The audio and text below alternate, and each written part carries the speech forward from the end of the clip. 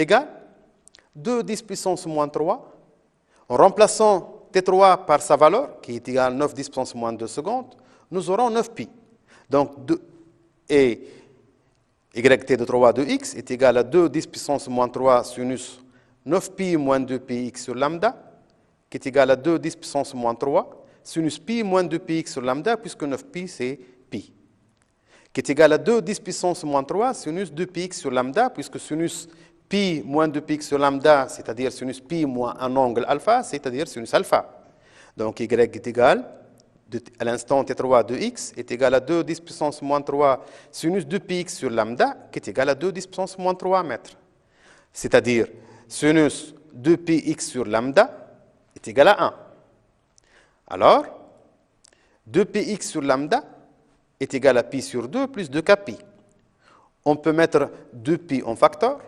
Alors, 2πx sur lambda est égal à 2pi facteur de k plus 1 quart.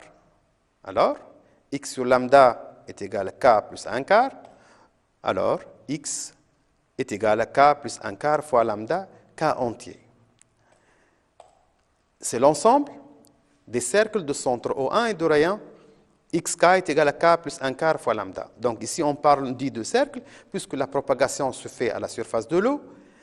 Et au début, nous avons vu une vidéo qui montre la propagation à la surface de l'eau. Nous avons dit que on observe des rides circulaires concentriques. Donc, tous les points qui se trouvent sur le même cercle ont le même état vibratoire. C'est pour ça qu'on a dit que c'est l'ensemble des cercles de centre O1 et de rayon x est égal à k plus 1 quart fois lambda. Nous allons déterminer ce nombre de cercles. Vous savez que xt3 est égal à v fois t3 qui est égal à t3 sur t fois lambda. C'est-à-dire, on va déterminer le front d'onde, qui est égal, T3 est égal à 9 10 puissance moins 2 secondes, T est égal à 2 10 puissance moins 2 secondes, donc est égal, en remplaçant pour l'application numérique, on trouve que xt3 est égal à 9 10 puissance moins 2 sur 2 10 puissance moins 2, le tout fois lambda, qui est égal à 4,5 lambda. C'est-à-dire, l'onde a parcouru une distance égale à 4,5 lambda à cet instant.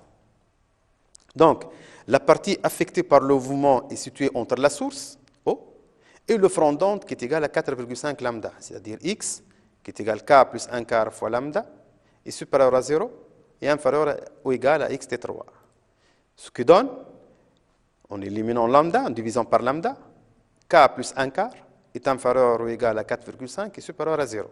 Alors, en enlevant un quart à gauche et à droite, nous aurons moins 0,25 est inférieur à k, est inférieur à 4,25. K est toujours un entier, donc k appartenant, ça sera 0, 1, 2, 3 et 4. Donc le nombre, il y a 5 cercles. C'est-à-dire il y a 5 cercles qui vibrent avec une amplitude maximale. Passons à la deuxième question. Représenter une coupe de la surface de l'eau suivant un plan vertical passant par O1 à l'instant T4 est égal à 7 10 puissance moins 2 secondes. La réponse? Le front d'onde est situé à xt4 qui est égal à v fois t4. Donc en remplaçant l'instant t4 par sa valeur et la période par sa valeur, nous aurons 7 10 puissance moins 2 sur 2 10 puissance moins 2 fois lambda est égal à 3,5 lambda. C'est-à-dire, à cet instant, l'onde est avancée de 3,5 lambda. Pour faire la représentation, nous allons tracer l'axe des ordonnées y. On va le graduer en 0 et 2 pour déterminer l'amplitude. Et le même travail sera fait comme pour la corde. Mais cette fois-ci seulement, donc c'est une coupe. Donc je trace la partie comme la corde à droite, et la deuxième partie sera représentée par symétrie, puisque la propagation se fait dans toutes les directions, et une coupe verticale va nous montrer que la propagation va se propager donc, de part et d'autre de la source au haut. xt4 est égal à 3,5 lambda à droite, donc à gauche, c'est ça aussi, c'est moins 3,5 lambda. Donc on doit assurer cette partie-là pour montrer, donc ici, sous la courbe, pour montrer que c'est une coupe. Passons à la troisième et la dernière question.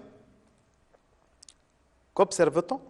Si on éclaire la surface de l'eau à l'aide d'un stroboscope, pour les fréquences NE est égal à 50 Hz et NE est égal à 40 Hz. Dans cette question, on ne va pas faire de calcul, seulement des observations que vous avez vues en classe.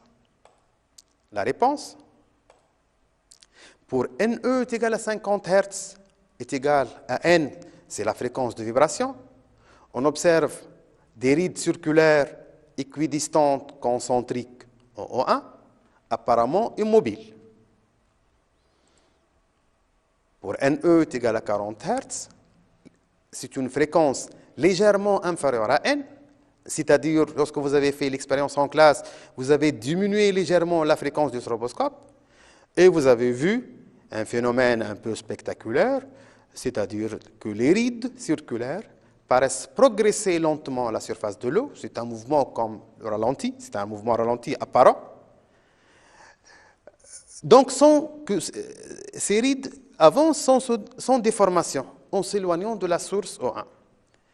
Une petite remarque, si on nous a posé la question, l'observation en lumière stroboscopique pour une fréquence supérieure, légèrement supérieure à 50, nous aurons on voit des rides circulaires qui progressent lentement vers la source.